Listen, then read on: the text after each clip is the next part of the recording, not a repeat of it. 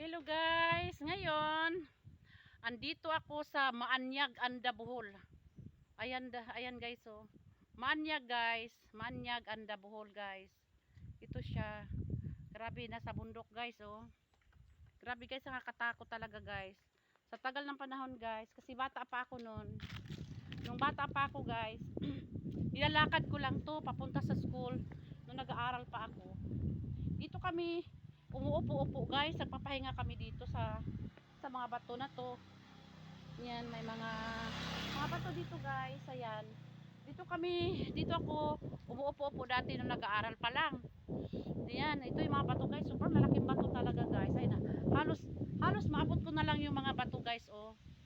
Ayan, nakadungaw siya sa kalsada guys, kaya ini-imagine ko kapag may truck na malaki na dadaan dito, parang sasayad talaga siya kasi ayan po yung bato, tapos kalsada. Ayan oh, kalsada siya guys, kalsada.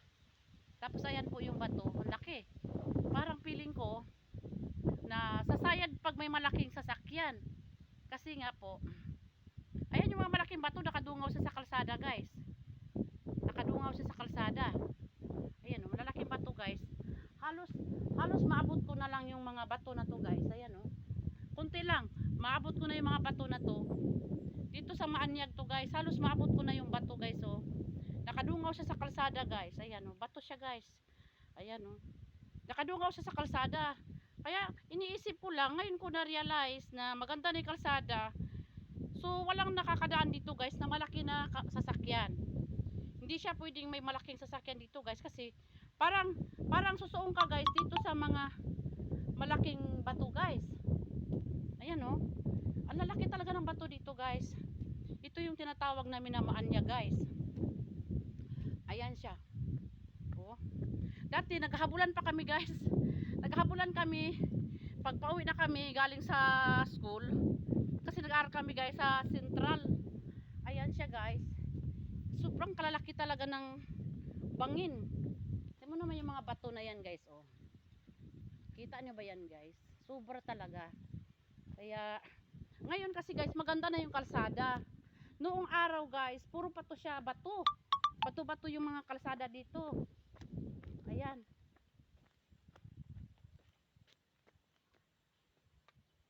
Kaya yun. Ayan siya guys. Alam mo guys, naglakad ako.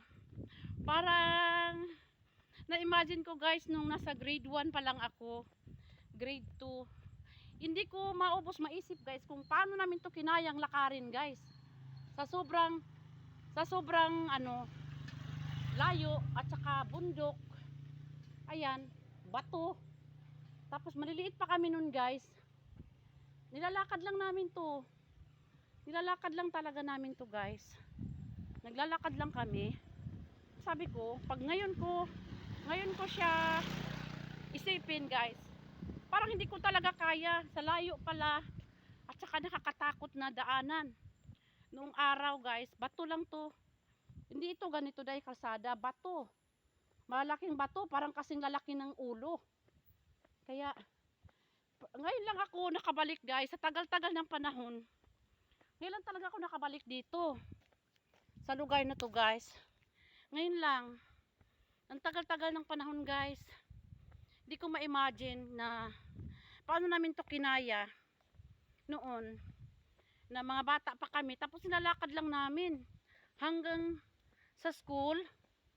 Hindi ko maisip na paano namin yun kinaya, kasi kung ngayon nga lang guys, kung lakarin ko to, baka mamatay ako guys sa pagod, sa sobrang pagkalayo-layo talaga guys nang nilalakad pala namin noong araw nung nag-aaral pa ako. Ito na siya guys ngayon dito sa Maanyag ito guys eh. Ayan guys, kita nyo ba yung mga kalsada na yan guys oh, hanggang doon, nakakatakot talaga guys. Ayan oh, grabe.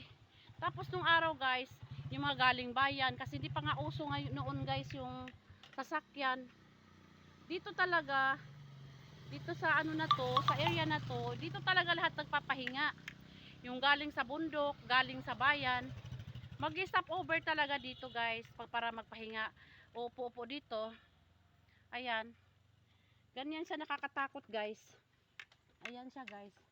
Alam mo naman mga kahoy guys. Diyos ko. Parang sobrang lalaki na talaga. So, ayan na guys. Sumakay na uli si Inday Beauty sa motor. Kaya ayan guys. Ito yung mga, parang mga kuweba-kuweba. Ayan. Maganda na siya ngayon guys. Nandito na siya.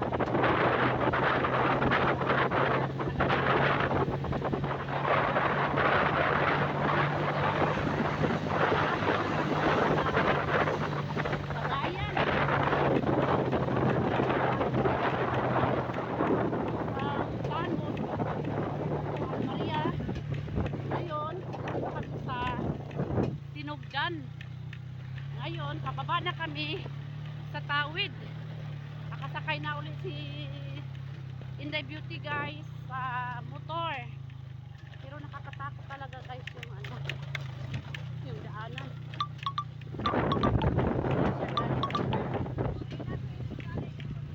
Ayan. Ayan, dito pa ako natin.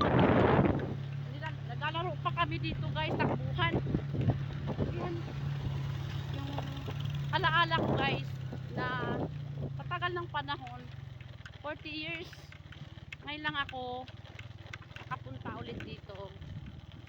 40 years na nakalipas, ang laki na ng binago, halos hindi ko na matandaan.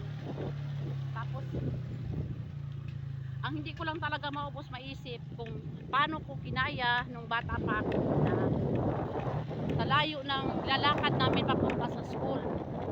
Parang nasa 2 hours yata din yun guys, nilalakad namin para makarating kami ng school. Tapos buti ngayon guys kasi kalsada na siya. Yung araw guys, hindi pa to kalsada. Ayan. Tapos andito yung bahay namin guys nung araw.